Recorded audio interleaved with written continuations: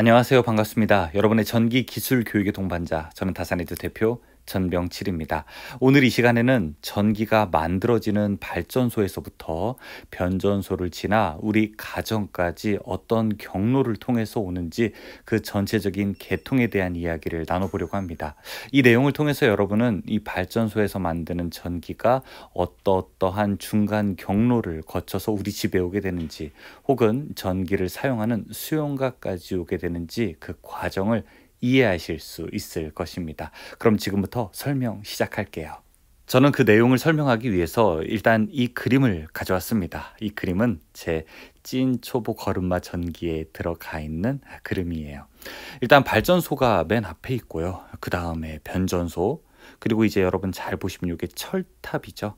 그리고 이제 또 변전소가 있고, 여기 큰 공장이라고 표시되어 있고, 또 변전소, 작은 수용가, 주상변압기, 가정, 이렇게 표시가 되어 있습니다.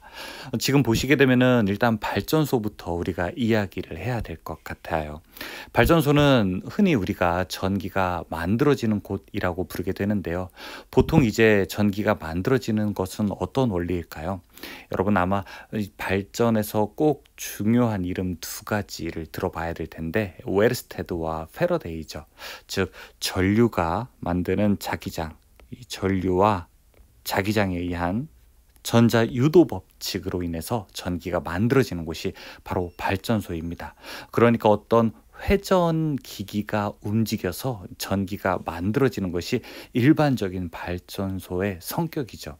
물론 이 이외에 태양광 같은 경우에는 회전기가 움직여서 전기를 만들어내는 그런 형태는 아니지만, 보통의 우리가 알고 있는 수력, 화력, 원자력과 같은 경우에는 모두 다 회전 운동을 통해서 전기가 만들어집니다. 그래서 제가 지금부터 발전이라고 하게 되면은 이 여러 가지 다양한 에너지원 중에서 이 회전하는 에너지원으로 인해서, 그러한 회전 동력으로 인해서 전기를 생산하는 것이다라고 좀 정의를 하겠습니다. 보통 이제 2019년도 기준으로 했을 때 우리나라 발전의 비율은 좀 어떻게 될까요? 가장 사실은 많은 게 석탄 화력입니다. 석탄 화력이 한 51% 정도를 차지하고요. 그 다음은 원자력이고요. 원자력은 한 34% 정도, 그리고 나머지가 이제 LNG 화력입니다. 실제로 이제 수력의 비율은 그렇게 많지는 않아요. 그래서 보통 이제 우리가 발전하게 되면은 대부분 화력과 원자력을 가지고 이야기를 할 수 있습니다. 그 중에서도 원자력 같은 경우에는 우리나라에서 좀 아주 중요한 이제 발전 재원으로 이제 사용을 하고 있죠. 보통 화력이 석탄이나 LNG 같은 것을 태워서 그 다음에 물을 끓여서 그것으로 터빈을 좀 돌리게 된다면, 원자력 같은 경우에는 핵연료를 이용한 핵 분열의 그 에너지를 이용해서 물을 끓여서 그 다음에 증기를 발생해서 터빈을 돌리게 되는 것이죠.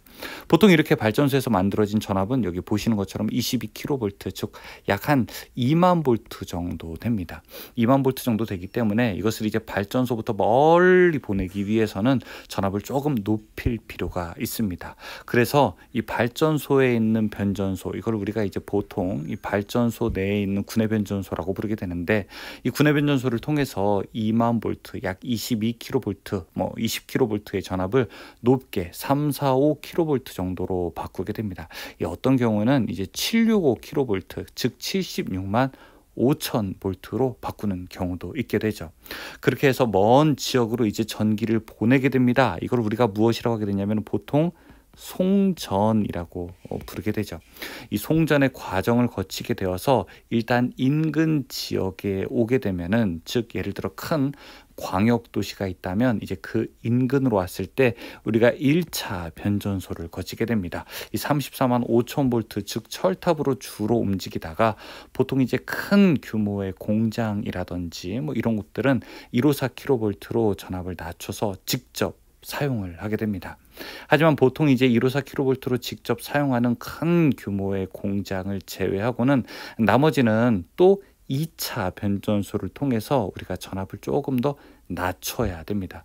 보통 이제 수요처에서 조금 가까운 변전소가 바로 이제 2차 변전소에 해당이 되는데요. 아마 여러분이 이 광역도시 정도 된다면 이 주변에 몇 곳에 2차 변전소가 위치하고 있을 것입니다. 그래서 지도에서 이렇게 변전소라고 치게 되면 변전소가 나오는데, 근데 자세히 보게 되면 변전소를 항공사진이나 아니면 이 세부적인 이 시설 내용까지 볼 수는 없어요. 왜 그러냐면은 이 변전소는 보안 시설이기 때문에 이 지도에 비교적 자세하게 나타나지는 않습니다.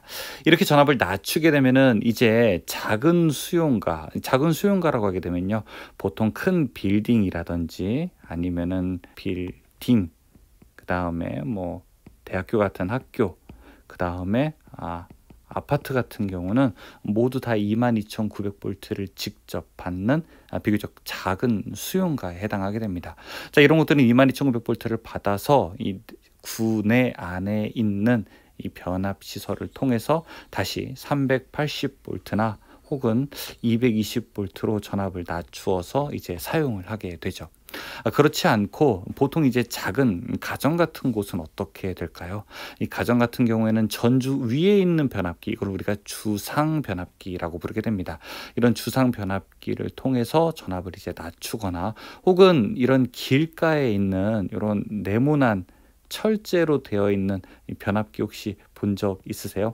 이 도로나 인도 같은 데 이렇게 변압기가 있게 되는데, 이런 걸 우리가 이제 패드 변압기라고 부르게 됩니다. 이런 변압기를 통해서 우리가 적절한 전압을 이제 사용할 수 있게 되는 것이죠.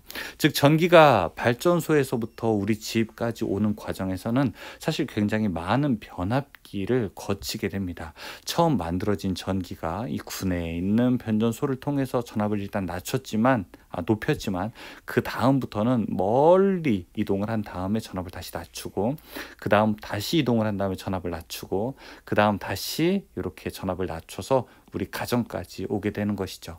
이런 과정을 우리가 전력 개통이라고 부르게 됩니다. 그리고 여기 전기를 발전소에서 만들어서 그 다음에 쭉 변전소까지 이제 오게 되는 과정, 이것을 우리가 보통 송전이라고 하게 되고, 이 이후로 우리가 이제 전기를 나눈다, 배분한다라고 해서 이걸 우리가 배전이라고 부르게 됩니다. 그래서 송배전, 이런 이야기를 한다면 그것은 발전소부터 우리 가정까지 오게 되는 그 일종의 유통 경로, 도소매 과정, 이렇게도 이야기할 수가 있게 되는 것이죠.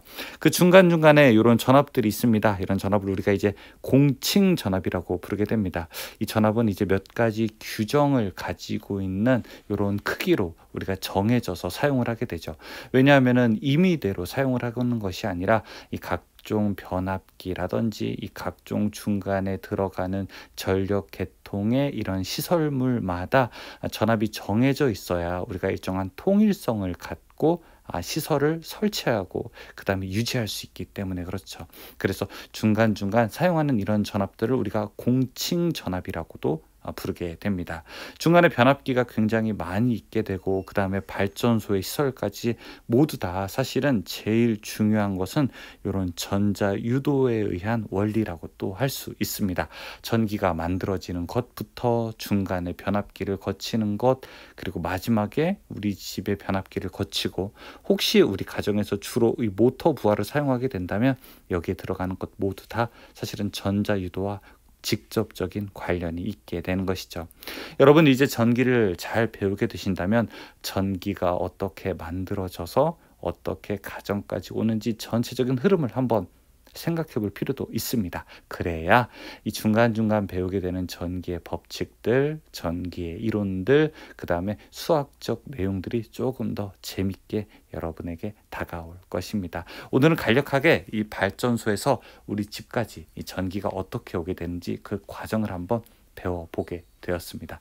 여러분, 재밌는 전기 공부 되시기를 바라겠습니다. 저는 다산의 뒤에 전병칠이었습니다. 고맙습니다.